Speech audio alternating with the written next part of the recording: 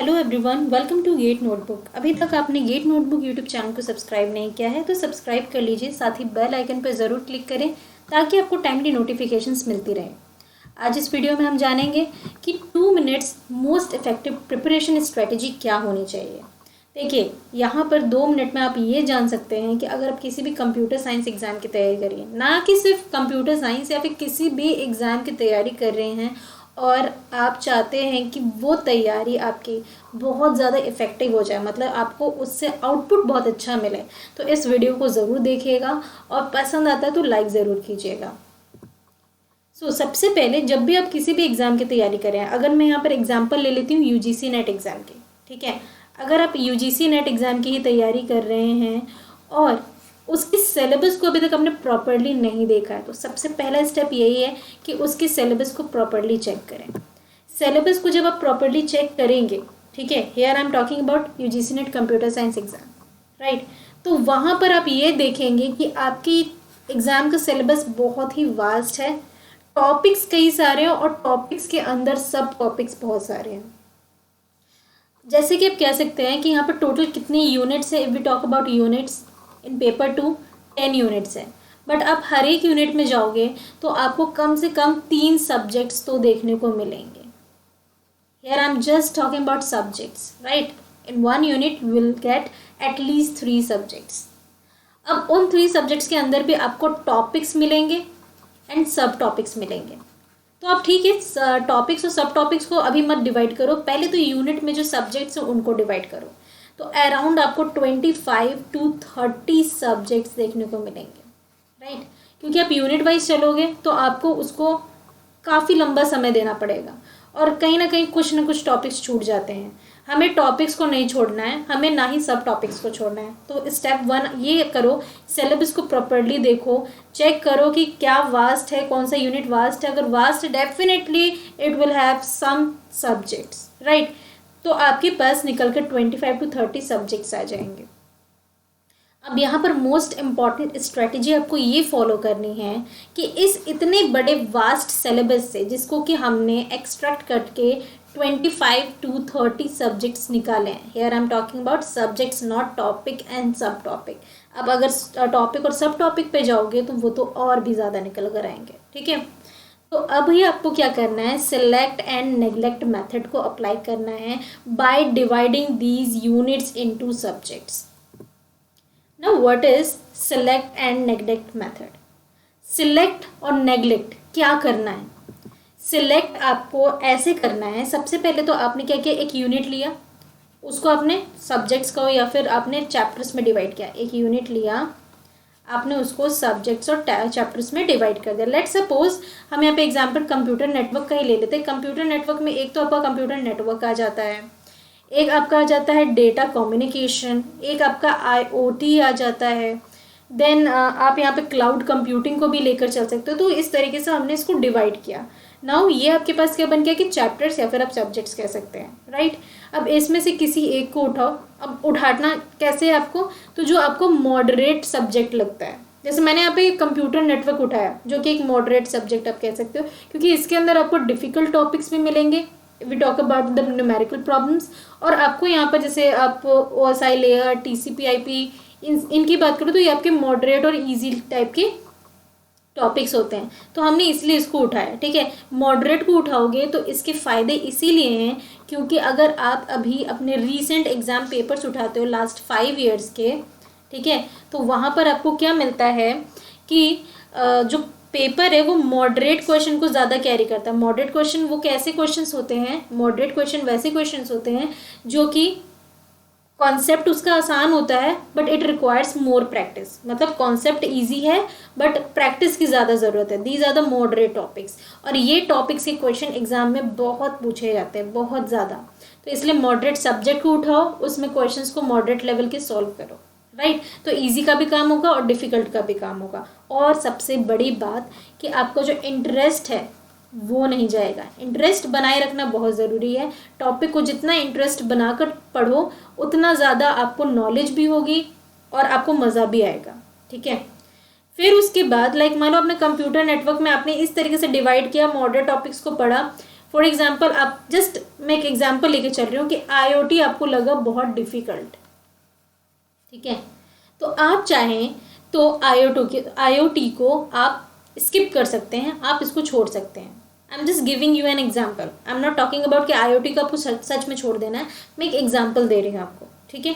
तो इससे क्या होगा कि आपने कंप्यूटर नेटवर्क का 90% तो पढ़ लिया, जस्ट यू आर स्किपिंग 10%, इसमें से कभी कभार आता है, कभी कभार नहीं भी आता है। तो ये सिर्फ एक सब्जेक्ट के टर्म्स में बात की। वैसे ही अगर मैं बात करूं कि आपका जो पूरा का पूरा सिलेबस है UGC नेट का, अगर आप उसमें से 85% भी पढ़ लेते हैं, इसकी प्रिपरेशन आप कर लेते हैं फुल कॉन्फिडेंस के साथ, और अगर आप 15% का सिलेबस स्किप भी कर देते हैं, नॉट अ बिग डील, ठीक है। बट हाँ, यहाँ पर शर्त यही है कि यहाँ पर आपको फुल कॉन्फिडेंस होना चाहिए, ठीक है, 85% में, कि इसमें मैंने अच्छा करना ही करना है। If you are skipping 15%, not an big deal, right.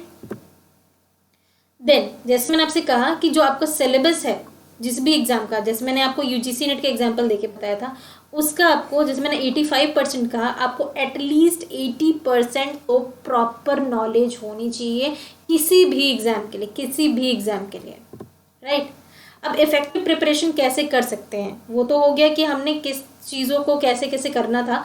अब इफेक्टिव प्रिपरेशन की बात करें तो जब भी आप कोई भी कंसेप्ट को पढ़ने जा रहे हो, फॉर एग्जाम्पल ऑपरेटिंग सिस्टम में अगर मैं CPU शेड्यूलिंग की ही बात कर लूँ, राइट, CPU शेड्यूलिंग की मैं बात कर लूँ, आपने इसके कंसेप्ट को समझा, उसके बाद आप बैठ गए, उसके बाद आपने कुछ भी नहीं किया, तो आपने पढ़ाई ही नहीं की। समझो तो आपने CPU शेड्यूलिंग में सिर्फ और सिर्फ अपना 100 में से 20% ही दिया है, just reading by the concepts.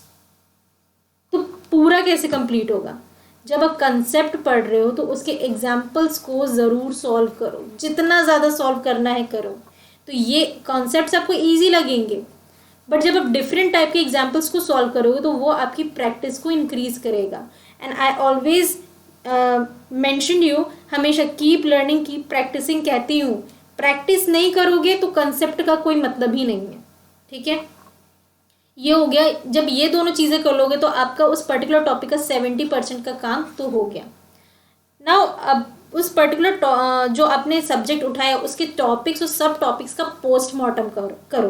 Postmortem मतलब कि जो भी आप टॉपिक लेकर चलो, CPU शेड्यूलिंग है तो उसके अंदर जितने भी सवाल बन सकते हैं, not just talking about the numerical problem, I am talking about the concepts also, right.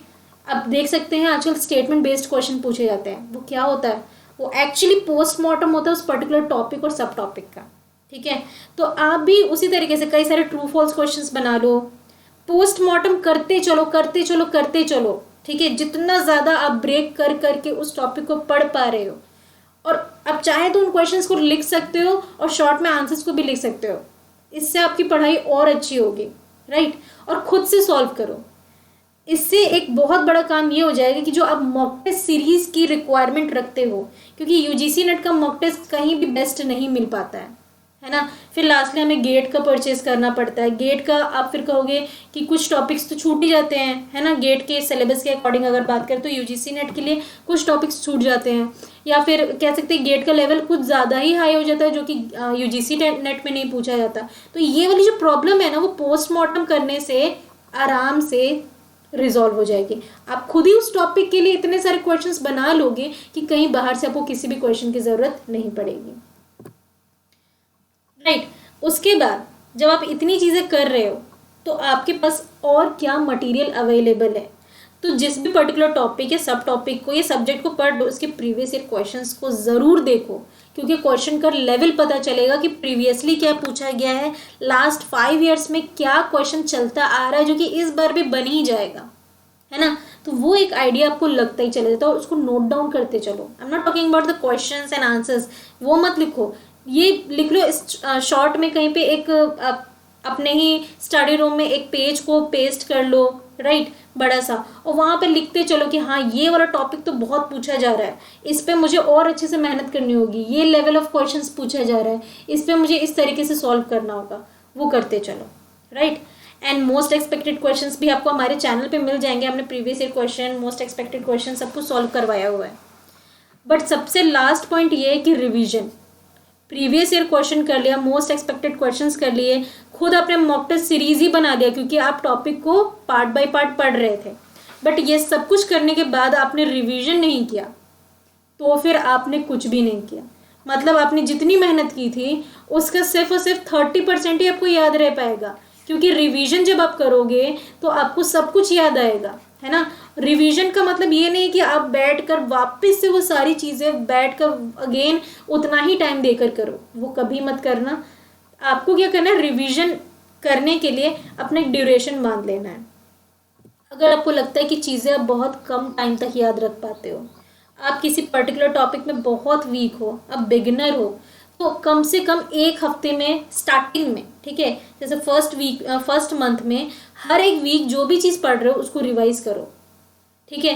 धीरे धीरे उस ड्यूरेशन को थोड़ा सा बढ़ाओ। नेक्स्ट मंथ आप 2-2 वीक में वही सेम चीज़ों को रिवाइज करो, ठीक है।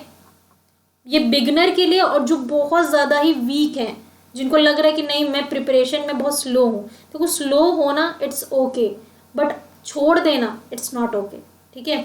तो पहले 1 वीक दो, फिर 2 वीक दो, देन धीरे धीरे करके मंथ में 1 टाइम उस चीज़ को रिवाइज कर लो, बट कभी छोड़ो भी मत, ठीक है।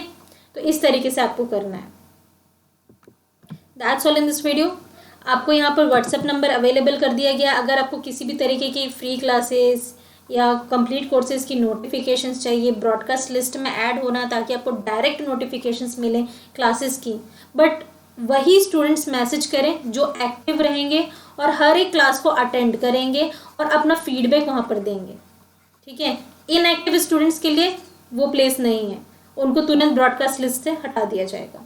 तो आप यहाँ पर अपना नाम, टारगेट एग्ज़ाम मेंशन करें ताकि उसी ग्रुप में उनको ऐड किया जाए। अब लाइक मान लो कोई यूजीसी नेट की तैयारी कर रहा है, उसको हमने इसरो के ग्रुप में डाल दिया, तो उनके लिए एडवांटेज नहीं रहेगा। तो इसलिए नाम और टारगेट एग्ज़ाम लिखा करो, अच्छे से लिखा करो, क्लियर लिखा करो, ताकि आपको वहीं पर ऐड किया जाए। और अपना पर्पस ज़रूर बताओ कि आप क्यों मैसेज करो, हाय हेलो मत किया करो, ठीक है।